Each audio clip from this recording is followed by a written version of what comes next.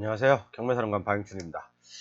오늘은 그 편의점이 하나 경매로 나왔어요. 그래서 한번 어느 분께서 여기 상권이 어떻게 될 것이냐라는 질문을 해주시더라고요.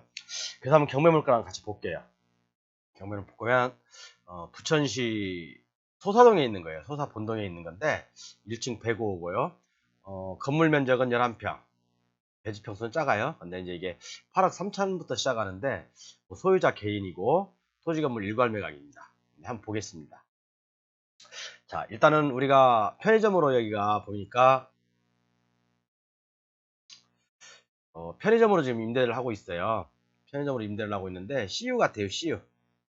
CU인데 CU 편의점. 그죠? CU 맞네요. 뭐 CU 편의점인데 코너 같아요. 코너 건물이고 전자지도로 한번 잠깐 볼게요. 보니까 전자지도로 보면 이제 보니까 이쪽 코너 어느 쪽에 있는 것 같아요. 이쪽 코너 쪽에 있는데 이쪽에 이제 이마트24라는 편의점도 있고, 그죠? 뭐 거리상으로는 뭐 이렇게 멀지는 않네요. 근데 제가 봤을 때는 위치상으로는 여기는 좀 큰 대로다 보니까 위치상으로는 여기보다는 여기가 더 장사가 잘 될 것 같아요. 제 개인적인 생각은.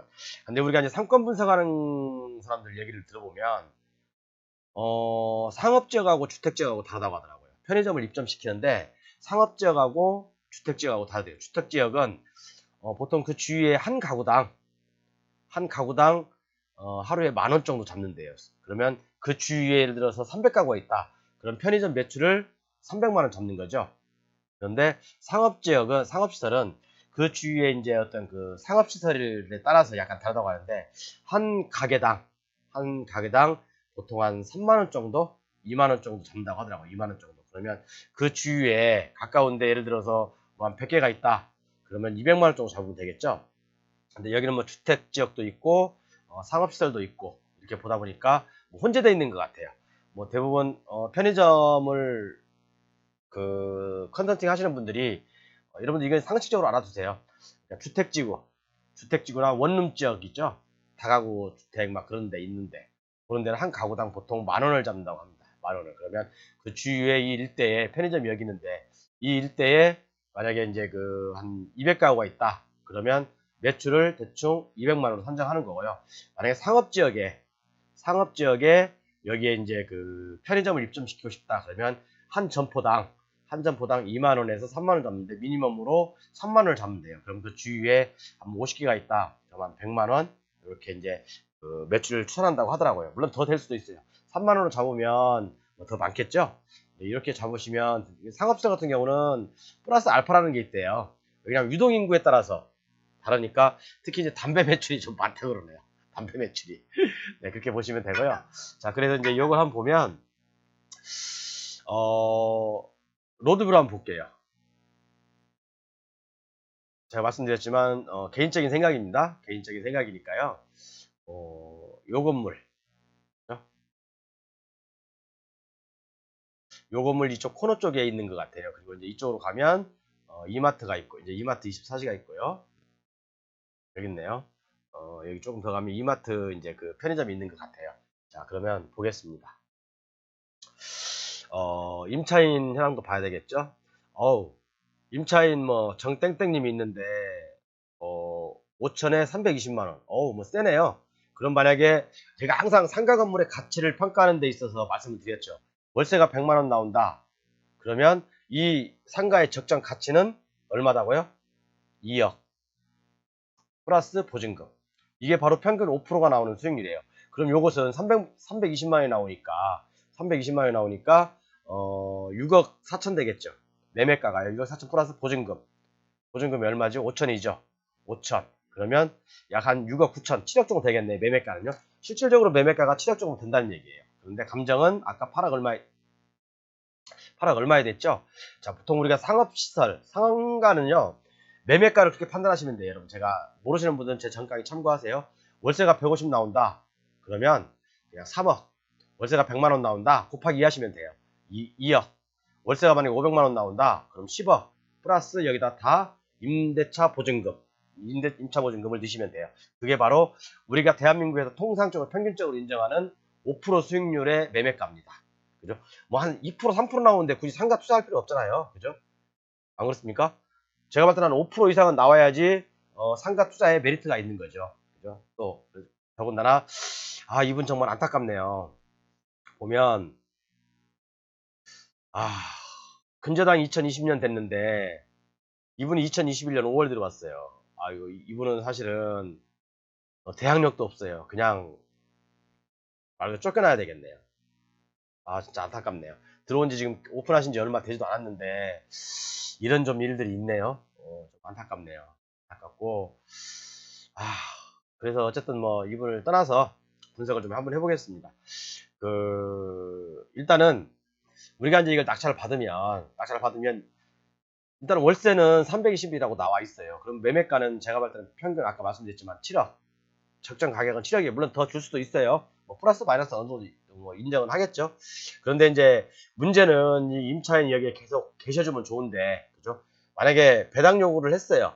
배당 요구를 했고, 배당을 못 받을 줄 알면서도 배당 요구 하셨겠죠. 근데 이 낙찰 받으시는 분은 이 임차인하고 잘 합의를 해서 뭐 월세를 조금 깎아주든지 해서 계속 계실 것이냐 라는 어떤 그런 좀 타진도 한번 해봐야 될 것 같아요. 왜 그러냐면 또 낙찰 받고 위치상으로는 조금 건물의 코너긴 한데 그렇죠? 이 건물이잖아요. 코너긴 한데 약간 후면에 있어요. 후면은 약간 이제 우리가 이제 주로 많이 통행하는 후면 쪽에 있는 것 같아서 사실 아까 그 이마트 24하고는 조금 그 매출 차이가 좀 날 것 같아요. 그래서 여기서 이제 설명드리고자 하는 내용은 두 가지 정도가 되겠네요. 첫 번째, 낙찰 받으신 분은 낙찰 받기 전에 이 임차인분하고 계속 영업을 하실 생각이 있으시냐라는 어떤 그런 좀 딜을 한번 해보셔야 될 것 같고요. 두 번째는 월세가 지금 320 나오는데 우리가 월세를 알면 그 상가의 매매가를 알 수 있다. 그죠? 월세를 알면 그 상가의 매매가를 알 수 있는데 자 여기서 320만 원이니까 제가 항상 공식이죠. 이건 곱하기 2 플러스 그죠? 플러스 보증금 하면 이것은 6억 9천 정도 약 7억 정도가 됩니다. 적정 매매가는 7억. 그러니까 5% 정도 수익률을 감안한 겁니다. 그죠?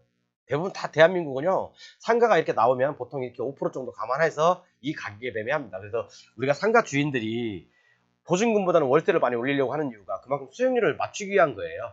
그죠? 수익률을 맞춰야지만이 매매가 잘 되거든요. 수익률 안 나오는 상가 아까도 말씀드렸지만 매매할 필요가 들어가지 않거든요. 사람들이요. 특별히 뭐 자기가 개인적으로 쓰지 않을 거라고 한다면 자 그래서 이제 이 물건은 권리상 죄송합니다. 임차인이 안타깝다 보니까 자 근저당이 있고요. 근저당이 뭐 특별한 건 없습니다. 특별한 건 없고 제일은행이고 이제 그 개인 근저당이 경매를 넣었네요. 개인 근저당이 경매를 넣으셨는데 자 거래가액이 7억 7천이네요. 소유권이 좀 매매를 하셨는데 2020년에 하셨어요. 2020년에 하셨는데 7억 제 말이 어쩌 맞죠? 그러니까 보통 상가는 아까 말씀드렸지만 그건 꼭 여러분 기억하십시오. 어디 예를 들어서 뒤통수 죄송합니다. 제가 좀 이렇게 준비하지 않은 강의를 하다 보니까 좀 이렇게 말이 조금 격하게 나올 때도 있어요. 어디 다니시면서 뒤통수 맞지 말라는 얘기가 뭐냐면 그래서 어떤 상가가 있어요. 이 건물에서 예를 들어서 월세가 한 200 나와. 그럼 저한테 배우신 분들은 다 아시죠? 5%를 가정했을 때 이것은 4억 플러스 임차보증금이잖아요. 그죠? 그럼 한 4억에서 5억 사이가 되겠죠? 그런데 어디 가면 수익률도 안 되는데 요걸 막 그냥 8억, 9억, 7억 이렇게 부르는 데도 있어요. 이런 거 사서 수익률이 뭐 2%, 3% 나와가지고 어떻게 하겠습니까, 여러분? 어디 가서 당하지 마시고요. 꼭 이런 것들은 상식적으로 알아두세요. 이제 좀 이 임차인분께서 아까 임차인분께서 안타깝긴 한데 일단 8억 3천 이 언저리 한번 유찰되면 이 언저리에서 아니면 유찰 되지 않더라도 누가 처음에는 가져갈 수도 있겠네요. 만약에 그 세입자가 계속 할 생각이 있다든가 더 좋은 업종에 들어올 수 있는 상황이라고 한다면 이 가격에 가져가시든지 아니면 한번 유찰돼서 이 가격 언저리에서 7억 선에서 가져갈 것 같습니다. 네, 감사합니다.